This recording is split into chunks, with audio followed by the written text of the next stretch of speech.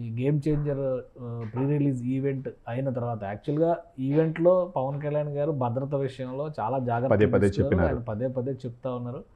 ఆయన సెక్యూరిటీని కూడా అలానే అలర్ట్ చేశారు. స్టేజ్ పైకి వెళ్లే ముందర కూడా అదంతా వీడియోలో రికార్డ్ అయింది. బట్ అన్ఫార్చునేట్లీ ఇంటికి వెళ్ళేటువంటి సమయంలో ఇద్దరు ప్రమాదానికి గురి కావడం, ఆ తర్వాత జరిగిన పరిణామాలు ఎలా చూడాలి సార్? ఇప్పుడు దీన్ని ఒక ప్రమాదంగానే చూడాలి సార్. ఇది అంటే అలా జరగడం మంచిది కాదు. యాక్చువల్గా వచ్చిన పిల్లలు జాగ్రత్తగా ఇల్లు చేరుండాల్సింది. మణికంఠ, చరణ్ అనే ఇద్దరు కుర్రాళ్ళు రాజమండ్రి నుంచి కాకినాడ పోయే మార్గ మధ్యలో ఒక ట్రక్కు ఢీకొని ఇలా జరిగిందని చెప్పేసి ఆ రోడ్డు కూడా చూసినాం సార్ వేరే వీడియోలో. అది మధ్యలో డివైడర్ ఉన్న రోడ్డు కాదు, అది ఒకే రోడ్డు మీద బండ్లు వస్తూ పోతూ ఉన్నాయి. అందులో రాత్రిపూట బండి తోలుతూ ఉండుంటారు పిల్లలు. రాత్రిపూట తోలుతూ ఉంటే ఎదురుగా వచ్చే బండి ఒకవేళ మధ్యలో డివైడర్ ఉండి ఉంటే కనుక, డివైడర్ ఉండి రెండు పక్కల ఉంటే ప్రమాదం జరిగి ఉండే అవకాశం ఉండకపోవచ్చు.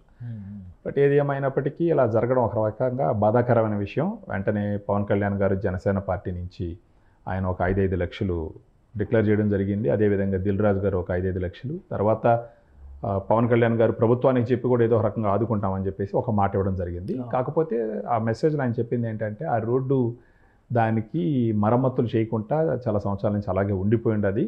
అది రోడ్డు రిపేర్లో ఉంది. మేము అప్పటికి దాన్ని పని పూర్తి చేస్తున్నాము. తొందరలో వరస్ట్ రోడ్డు, అవును, పరమ దారుణమైన రోడ్డు. ఎందుకంటే ఒక 15 రోజుల క్రితం నేను ట్రావెల్ చేశాను. ఓకే, మీరు వెళ్ళినారు.